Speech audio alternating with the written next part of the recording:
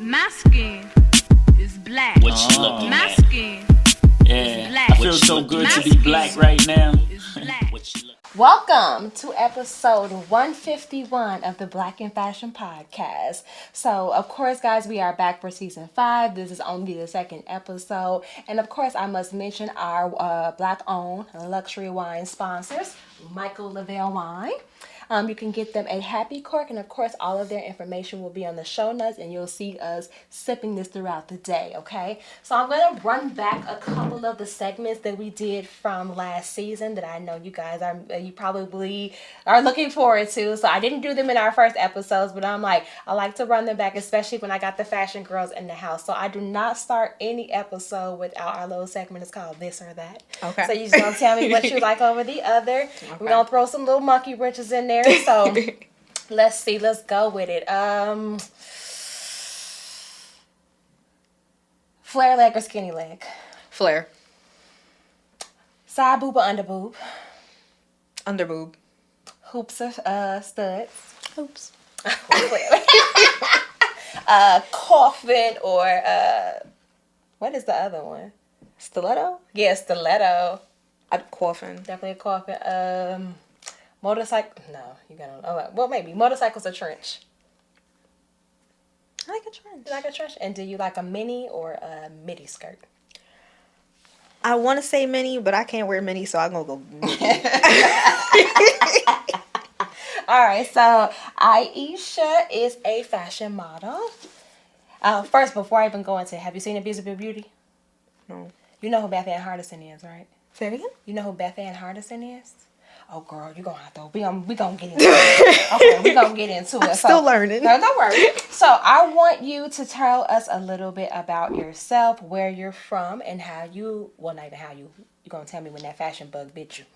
Okay, so I am from Brooklyn, New York, East New York specifically. I've been modeling for about going on 4 years, but taking it seriously 2 to 3. Okay. I started after the pandemic. When the fashion bug hit, it's so funny because, and I tell people this, I used to not like modeling. Really? I was a huge tomboy growing up. And, my sister used to live, America's Next Top Model. Mm-hmm. And I look at them and I'll be like, how can they do this? Blah, blah, blah, blah. And I'll be like, I can never do it. So in college, I did a show. Mm-hmm. And just to do it, my friend was like, yeah, you cut your hair. My hair was short at the time. He's like, you cut your hair. You look like a model. Why don't you go do it? I was like, girl. I did it. And after the show, I was like, this is actually like something I want to do. Like after it, I couldn't. I was like, something's missing. When I did a show, I felt very fulfilled. I feel like I'm there. I'm meant to be there. So when that happened, I was like, I'm going to pursue modeling. So it's very interesting. Do you ever hear, and I think it's so, well, when I was in college, I went to NIU, Northern Illinois University, and I wanted to make clothes, right. For the fashion show. But in order to make clothes for the fashion show, you had to be in the modeling organization. I didn't want to model, I just make the clothes. But the name of the modeling organization was PPMO, Present Perfect Modeling Organization. Mm-hmm. And they did fashion shows, just like on campus and stuff like that. And girl, I tried out, and I think when I used to walk, I used to dig. Like, when I walk, like the way then they had us in there teaching us Model T and how to walk with a figure 8 and all these different turns. And I'm just like, I'm going to do this so I can make these clothes. Just to make the I don't want to do this because... I ain't gonna lie, I liked it though. When I got up there and I was fun. But I'm sure it's not something I'm really interested in or whatever. But I really got into it to the point where I transferred colleges and I went to Columbia College, Chicago, and I started my own. Okay. And it was called FEMO, Fashion Elite Modeling Organization. And it was the first Black-owned organization on campus outside of BSU that I created. And I got enough signatures created. I got a faculty advisor. We put on an amazing show, and I got a chance to showcase my brand and other. It seemed like all the models were the dance majors because it was an art school. Right. All of the marketing and stuff like that, and the whole fashion show production was done by the fashion merchandising majors. We had the music majors do the talent for the show. We had communications journalists do MC emceeing. So it was really like bringing all of those arts together in like one space, and it was dope. And it all started just from like me wanting to make some clothes for a show, and it just like end up going, to a great place, I think. But I think that modeling is just one of those things where it's just like it just brings out your confidence. Right. So you find it to be like a confidence booster for yourself when you're on that runway. You turn into a different person. I get told that so much. They be like, "Oh, you're so you're kind of shy, you're kind of reserved." But once I'm out there, I'm like, who was that? Where did that come from? I said it definitely did help. And college, I had some low self-esteem issues, and going to rehearsal twice a week. You have people pushing you like, I know you can do better. And when you get up there, you hear people clapping for you, because urban shows, so people clapping, it's nothing too serious. So when you have people telling you like, you can do this, you should do it, I was like, it really boosted me. And then it also helps, like, I don't know, when it comes to especially runway, because I do mostly runway. Okay. It's like a focus, like tunnel vision when you're up there, and it's like even you just can't. You're just in your own world. Gotcha. So I know, like with modeling, it can be very difficult, especially when we take into effect diversity and inclusion. And that's why actually, if you knew who Beth Ann Hardison was, so I am going to give you some homework, girl. And this is the professor in me. I'm a professor at FIT, so but this is the professor in me. You gotta go watch that movie. So Beth Ann Hardison is the first Black fashion supermodel. Before there was a Iman, before there was a Naomi, before there was a Tyra, before it was any of that, it was Beth Ann. Are you familiar with what's that show? The Black show with A Different World. Remember A Different World? Do you remember the guy with the glasses on there? Yes. It's his mom. His mother is a very, very fashion supermodel. So his name, Kadeem Hardison, her name is Beth Ann Hardison. Oh, okay. So she was the first Black woman to have a modeling agency. And this was like in the 80s and in the 90s. And I saw, and her film right now, I think you could catch it because it's an independent film. I think they have it on in Brooklyn now. At first it was only in the city, and this was like at the end of October. Well, this is the end of October. This is at the end of September. But she started a company called, after her modeling organization and stuff like that. And she's the one who discovered Tyson. Tyson, she was the one who got Tyra her first shows. She started a company called the Black Girl Coalition. So it was nothing but Black models in the Black Girl Coalition. And they put out this blast in the early 90s that shook people up. They put out a blast to all of the designers. Calvin Klein, it was a list. Calvin Klein, Tommy Hilfiger, all these people that did not have Black models on the runway. And a year later, you see a whole shift in seeing more Black models on the runway, because she did it at first, because she was one of the first ones to get in. And then, of course, Naomi came in like a little bit after her, and then Iman and all of them were in there. And then what happened was she left the business, and when she left the business, it went back down again, because African Americans is a trend as happened on the runway and on the models like that. But then she came back, and they held this huge press conference and stuff like that to swing it back around again. Like, what the hell is going on? Where they had it, and then it went down, and that's like, you got to say, I think you'd be so inspired from it. And all those women are in that documentary too. Tyra speaking, Naomi speaking, Iman is speaking. You really, really like freaking love it. Like, and she ain't no joke. She don't play. She don't sound like it. I'll show you the trailer before we got here. I'm like, she don't play. So for you in this day and age, a lot of this stuff that happened in this theater and this film was like late 80s, early 90s, early 2000s. Right now, what are you seeing are some of the trends when it comes to exclusivity? Do you feel like there is becoming more opportunity there? Do you feel like a lot of designers are more so embracing curves these days? Or like, where do you feel like it's lying like today? I feel like it's so funny. There is a difference, but it's also not a difference in the sense that I see designers, they hop on, plus size trend, trying to get more plus size models. And even though I am a petite model, I always go for that, because I always support that, because it's like, there's too many sizes for you to only stick to one. Right. Even me, myself, I would kind of be considered a curve model because of my measurements. So what size are you? My hips are 40. Okay. So my hips are 40, waist 29. So they look at me as petite, but when I try on the clothes, they're like You fill it out really well. I fill it out, or it's just like you're a little too thick, a little too on the thick side.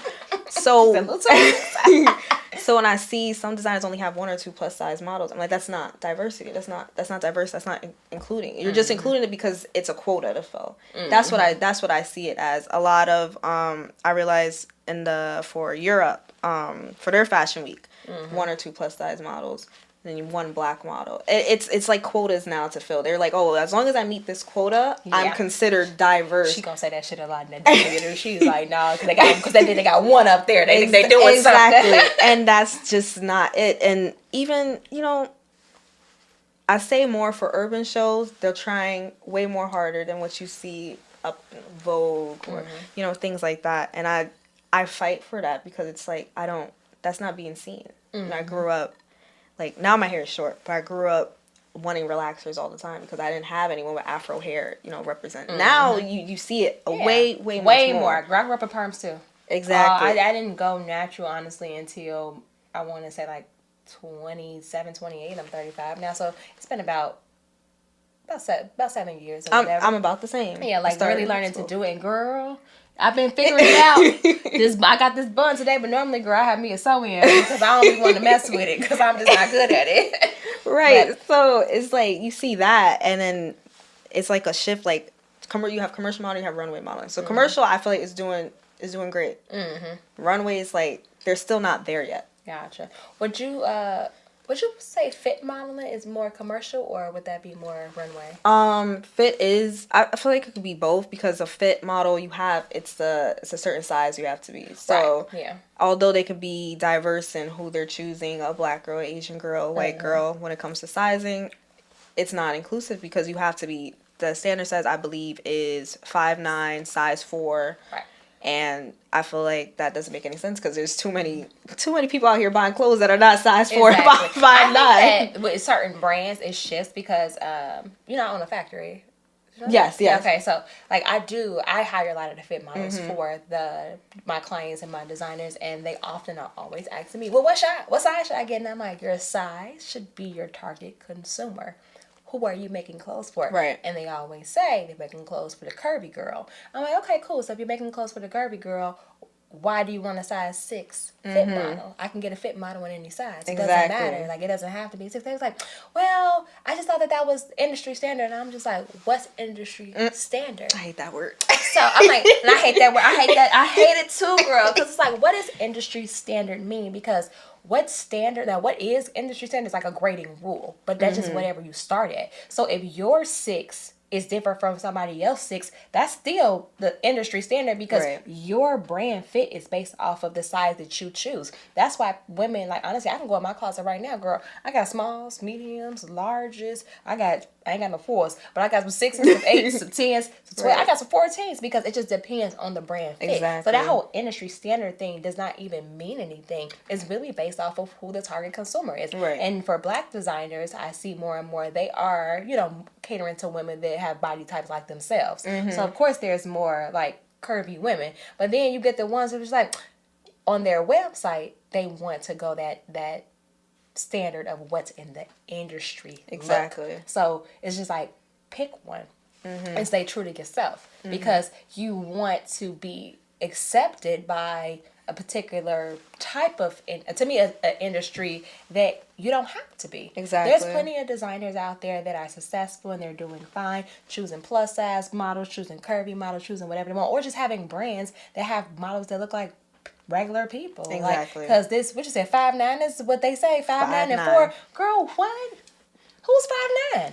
How tall are you? I'm 5'4". The average height of woman is a 5'4". Yeah, I know I'm 5'4". So it's like, why are we not saying? Of course, there's 5'9" women out there, but to say they're not average though. That's not average. average for a woman. Average for a woman is definitely 5'4", 5'5", and that is what the everyday woman looks like. And even the everyday luxury woman, the everyday woman who shops on a budget, like they're still within like that height range. Exactly. So I have a segment called "Is it Success or Is it Disaster?" Can you tell me about a time in your modeling career where something went really, really bad, but you learned a valuable lesson from it and it made you grow? So, and I feel like a lot of black girls can relate to this one. Makeup. Oh, my God. beauty industry. We need to tap into that. I did a show where they did the makeup for me, and it was like it was a very high end show.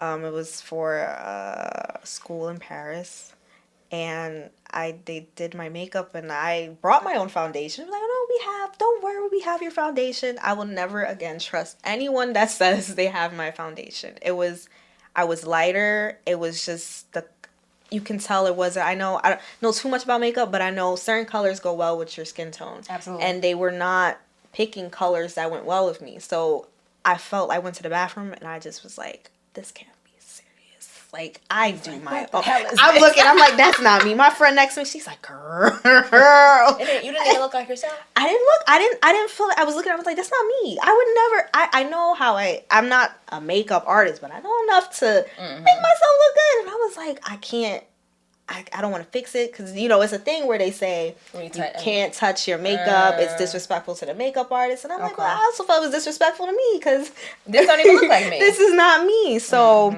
I mean, I did the show, whatever, but I have pictures where you just see my face and I'm just not ecstatic about being there. No, you didn't feel confident. I did not feel confident when you're the one that's walking down the runway. Exactly. And stuff. Yeah, I get that. So it was just. So you didn't touch it. You literally was just like. So that actually leads me into even just talking about just like mental health as like models.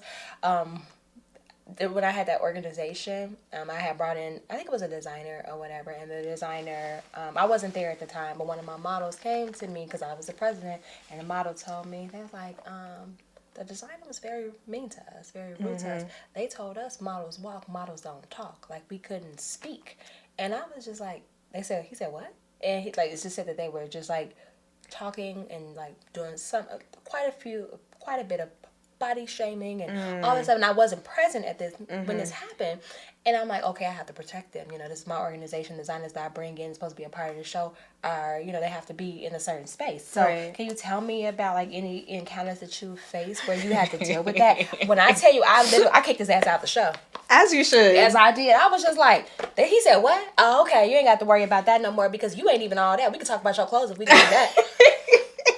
Because I'm like, I'm always going to ride for my people. And I'm just like, honestly, and it's like, no one's getting paid to this. Like, this is people volunteering their time. Like, this is a college organization. Exactly. You know what I mean? So it's just like, hold on now. You ain't paid to be in this show. You're not being paid to be in this show. Why do you feel like you could talk to people or treat people in a type of way? And then, models, you are doing a college show. And if they don't feel comfortable in something or they have a right to speak up or say, hey, like, I don't like, it was a girl and they wanted her to something really small with her breasts. I was like, my mom's going to be at the show. At the end of the day, they're still in college. You know what I mean? So I was just like, they have a right to say, hey, if I don't feel comfortable, I don't want to be in this segment with your designs. That's okay. And then you don't have a right to talk bad about someone because they don't want to be in there. Or even they didn't, they just like, I don't want you. Just very rude. And very much so, he was a finger pouring real rude. And I'm just like, okay, yeah, he gotta go. Don't worry, y'all. I got it. You won't ever see him again. But have you dealt with stuff like that or been in rooms where you've had those experiences? And how did you handle that? So, it's so funny. I did work with a designer one time for a show. And did you want to make for you? For a show. Sip Michael Lavelle, y'all. Sip Michael Lavelle. Okay. I know we drinking out of champagne glasses, but we like it regardless. Whatever glass you got at home, drink it whatever you want. But you should drink it out of a wine glass. So I did a show with this designer, and they were just very. It was rude. Like at first, it was one of my first shows. And when talking with like the hosts and stuff, it was like, oh, I need my designs out now. I need it here. I need this. Being very demanding. And although I wasn't talking to the models yet, at that time, I was like, that's a little bit too much. Like the energy was already shifting for the show, and everyone feels a little bit uncomfortable. And this isn't the first. That was the first time I've seen it. The second time was actually I was attending the show, and I had models that were part of it, and I was like, oh, well, how was it, like, blah, blah, blah. They were like, oh, they were coming hard at us, specifically the female models, which I found very interesting. Okay. Yes, found very interesting, saying like, oh, you need to be more appreciative, be more grateful, you guys doing this, this, and this, and then to find out they later on go on and talk about the models they've dealt with. Listen, this is the same designer. So it was just very eye-opening to see, like, I dislike when designers do that, because at the end of the day, you need us to showcase your stuff. We're volunteering. You know, a lot of people know runways sometimes is not paid. Right. So we're volunteering our time and our effort Absolutely. to make sure your designs are seen by everyone else. And a good model can make or break your design. exactly. Because it can't walk around invisible unless you do a virtual fashion show, I guess. An AI model. But I want to see how it moves. Exactly. Yeah. And it's just, if you're disrespectful to us, or you're going, you're stating your opinions. Of course, everyone is you have your own opinions, sure. But if you're knowing your base is mostly models, and you're going on talking about how constantly all models are disrespectful, they're ungrateful, I wouldn't want to work with you. Absolutely. I don't want to work with you anymore if that's how you talk about your models. You can be upset, like, oh, some models, yes, you have some that are kind of uptight or whatever the case may be, but talking crap about them, and then it just makes your energies like, oh, I don't want to work with that person. He's going to talk crap about me if I messed up something as small as whatever. So and the industry is small, so you do want to maintain those relationships as fast as you can, because the wrong thing from the wrong person, like, oh, you work with this person and you work with this person, oh, I don't like this person, and it gets around. Granted, everyone has their own experience, and I say that all the time. Somebody can say, oh, you're not a good business person to work with, or you're not this, and somebody can say that, but everyone's experiences are different. And I think that's as a whole. Like, you could have had a great relationship with somebody, and then you could have had a bad relationship with someone else. So we hold on definitely tight to our relationships, as a whole. But your experience and somebody else's experience is going to be completely different. Exactly. Girl, just check my Google reviews. And some people got me 5 stars, and some people like, I don't even want to give them a 1 star. And wow. Like, well, damn. That's your opinion. That's your experience, but it's 2 sides to every story. Exactly. And then these stories, they are always your side, their side, and then there's the truth. Exactly. Absolutely. It was very interesting to see it unfold. It was interesting to see someone start, it was like a thing of starting off humble, and then you see people, they get up here, they start, it was one of those situations I just was like, oh my God, like, it was sad to see. Yeah, definitely. So, as a model, would you say that beauty standards and like the talk of beauty or looks is like a big thing? Like, do you feel like you're ever like discriminated against because of your look, or your hair or anything like that? I would say, I feel like when it comes now, I see more emphasis on trying to find more average looking people. Okay. So it's not, the perfect face, the perfect, jaw, nice jaws, high cheek, whoa, just like that. Exactly like that. Mm-hmm. I see more of a look for more everyday looking people. Someone you can see on the street and be like, I relate to them.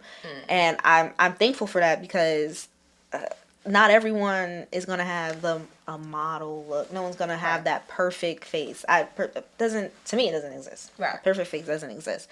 So I see, in regards to beauty, they are doing what they have to do. I like that. Okay. I see more castings asking for, we just want someone, they even ask for models with no experience.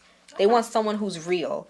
And I feel like we need more of that, because then it helps get the industry, it makes it more inclusive, not to gatekeep, not to exclude people, because that's what at the end of the day, if you want average people to like your things, you have to cater to the average people. Absolutely right. So I have our last segment before I say the last segment, I have a question. Who is your favorite supermodel? I feel like this is typical. I'm gonna say Naomi. Oh, well, it ain't typical, because some people say Tyra, some people say Nas, and some people say Beverly Johnson. So Tyra's your favorite. No, you said Naomi. See, Tyra's a lot of people's favorite, though. Really? Yeah. I like Naomi because I feel like when it comes to her walk, that she's very straightforward, very honest, and when it comes to her walk, like I'm in love with her walk. I love the attitude, I love the confidence, and that's what I don't strive to walk like Naomi, but I do strive to have such confidence, and even beyond that of Naomi. Gotcha. And I feel like I embody that. So watching her is very, it's mesmerizing. Girl, I don't remember what clip I saw, but I saw a clip one time, and this girl was talking about, she was comparing herself to Naomi. And girl, Naomi was just like, hold on. Don't you ever compare yourself to me. Oh, was that when she did that show? Yes. Okay. She said, don't you ever Yes, I remember. compare yourself to me. And I want to say, girl, I had to have rewind it 10 times because I was hollering. It was, because she was like, like, bitch, no. Right. Don't you ever. And the way that finger went up. And the way them, girl, don't you ever. And that accent came out so strong. Don't you ever compare yourself to me. And it was oh my God, hilarious. She is hilarious to me. She is funny. I think that mother, I call her mother sometimes. Mother is funny. She's hilarious. She's hilarious. So, last segment is It's a Muse. So if you could share a prayer, a mantra, an affirmation, a book, a ritual, anything that continues to keep you motivated even when you're feeling discouraged or knocked down that you like to share with another creative. What do I usually say to myself? Sometimes I do find myself comparing myself to others. You know, you see, you know, I'd be like, oh my God, congratulations. You know, you did this and this. And I'd be like, okay, when is that going to be my turn? In order to stop myself, I always say, like, it's always going to be my turn. Even when it's not my turn, it's always going to be my turn. You're always going to have you're always going to have an opportunity. Something's always going to be there. You know, you have when one door closes, another one opens. But I feel like every door is open for me, and I just get to choose which one I want to go to. I love that. It's always going to be my turn. It's always going to be my turn. Even when I feel like it's not. I got to tell myself it is. Because sometimes I say it, and next thing you know, it's, oh, you got this, and this come. I'm like, oh! Yeah. And I like, just because you said that, opportunities follow me wherever I go. Exactly. Wherever I go, the opportunities are right behind me. And we all have the ability to create our own opportunities. Exactly. Love that. Oh, well, thank you so much, Iesha, for joining me. Of course, I'll put all of your information in the show notes, but if you just want to go ahead and tell people how to contact you and how to book you, you need to also get on my Rolodex because I hire fit models all the time. So you got to send your headshot and your measurements so we can have you in there because we're always booking fit models at LC. But yes, throw out your social media handles so people know how to contact you. So my social media handle for Instagram is nyc.iesha, NYC Iesha. To book me, you just email. I have on my Instagram, there's email. You have WhatsApp through my number. Also, I'm also on TikTok. You know, I do a little TikToking. She do a little TikTok. She do a little get ready with me. Yeah. So wait, hold on. Before we get on out of here real quick or whatever, what is, I guess, I like to say, what do you feel like is the 3 things that every woman needs in her closet this fall? From a get ready with me. Let me. She said, go ahead, boots. These boots are from Steve Madden Archers. They're very comfortable. They're very sleek.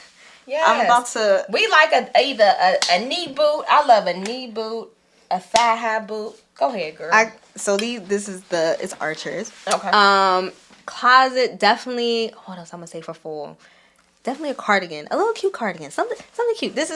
The weather's been crazy lately, so that's why I got this on. But I was like, what's that? 80 degrees today.